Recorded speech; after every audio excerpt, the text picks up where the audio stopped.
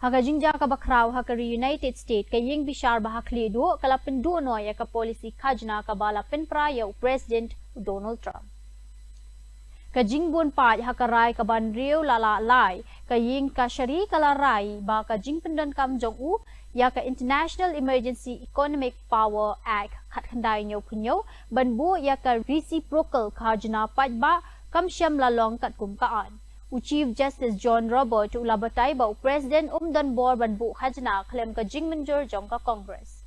Da ka ba jubab ting Trump ulakhat ya kani ka rai kum ka jing leran hakapor ba ya kendu bat kilat. Ulapen ya ka sarkar jong bakala banwat ya ki wei pat kilat an ban penpai biang ya ki khajna. Well, thank you very much for being here. The Supreme Court's ruling on tariffs is deeply disappointing, and I'm ashamed of certain members of the court, absolutely ashamed, for not having the courage to do what's right for our country.